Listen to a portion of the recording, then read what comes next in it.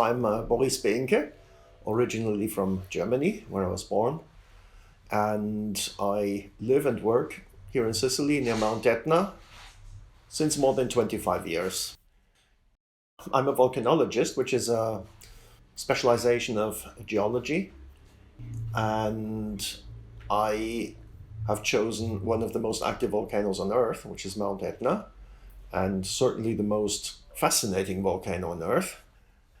When I was a child, about 50 years ago, I learned of a volcanic eruption in Iceland. My parents were journalists, and so I had a lot of newspapers at home, and I always was looking at the newspapers. I was already interested in that natural phenomena. And so one of those days, I found a big article about this eruption in Iceland. And so that was a story which was not only a volcano, but there was also people. And I found that mixture quite interesting. I visited Etna for the first time in 1989, and Etna erupted pretty much on schedule, very spectacularly. And so that further gave me this idea that this might be an interesting place to stay and to work. When a volcano prepares for an eruption, usually it produces different types of signals, like seismic signals, earthquakes, because the volcano is more and more under pressure and rocks start breaking and cracking, and that produces earthquakes. And usually before a major eruption, you see an exponential increase in seismic activity. If a volcano produces signals, we measure them. And many volcanoes produce a lot of signals before eruptions, but there are some cases where volcanoes produce all these signals and they seem to be ready for a big eruption, and then there's only a small eruption or no eruption at all. That is one of the challenges that we have. Information that we give the people here is hopefully long before there is any lava flow, that they are aware, that they have the knowledge that something bad can happen one day, and that they better have a plan. We have already chosen some of the books which we consider the most precious, and we know where they are.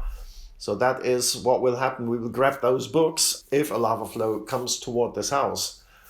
And we tell people that they should make a list of the things that they want to take with them, and that they should also consider how much value they really want to put in harm's way. So we do a lot of this work in times of peace. And then when a lava flow starts somewhere not very far from populated areas, the first thing that our institute does is run computer simulations to simulate the lava flow and where it will go, in what time. In a couple of seconds, we can see where it will go and which are the houses that it will touch first. Etna is currently in a very, very explosive phase, and so we have a lot of these short explosive events that we call paroxysms. We had more than 50 last year, and they produce enormous quantities of debris, of fragments of rock, which are carried by the wind over inhabited areas. And most of the time the wind blows to the sea, so that side of the mountain is most frequently stricken by the fallout from such events. And that is a problem because firstly, we have a society which is virtually unprepared to deal with this material. And secondly, there is a great need to remove this material from roads first, because it makes roads slippery. And if cars and other bigger vehicles drive across it, they crush this material into very fine dust, which can be inhaled, and there might be negative health effects. So this material needs to be dealt with in a systematic manner. Volcanoes are nearly always beautiful places. For many of the people, they're spiritual places. So they are really places where people feel they belong. And what's also important to note is that these advantages are there all the time. 24 hours every single day, 365 days per year for generations. And most people who live near a volcano only experience the benefits. And very rarely these are interrupted briefly by adverse events, destructive events.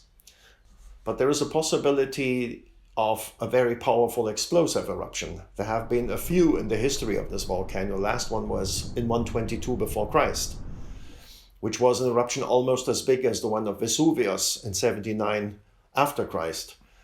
And an eruption like that would probably make virtually all houses collapse under the weight of the deposit of ash and debris.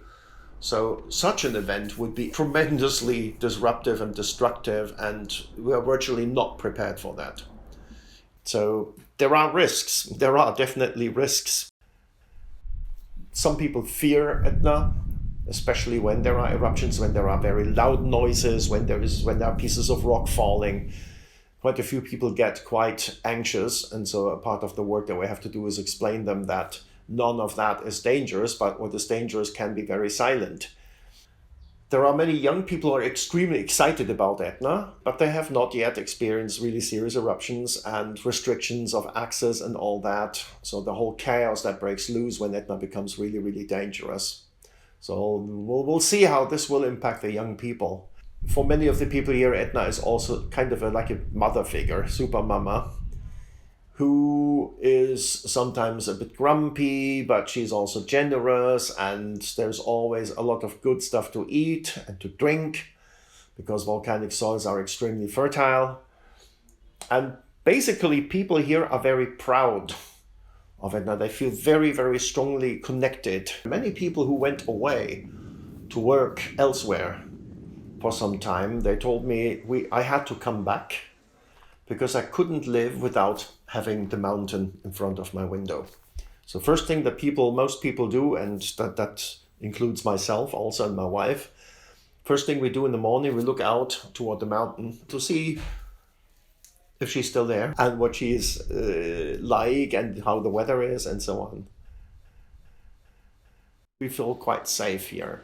When this earthquake happened in Christmas 2018, and it was really like somebody gave a kick to the house. And we heard a lot of noises and thought everything is falling. And in the end, there was just a little photo that had fallen. When something bad happens, people never blame Etna.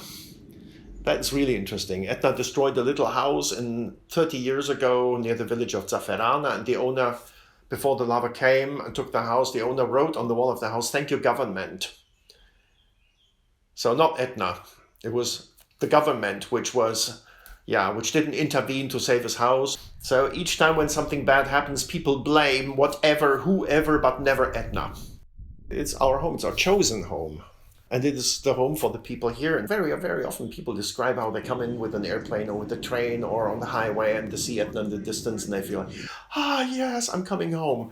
So it's a very, very affectionate relationship.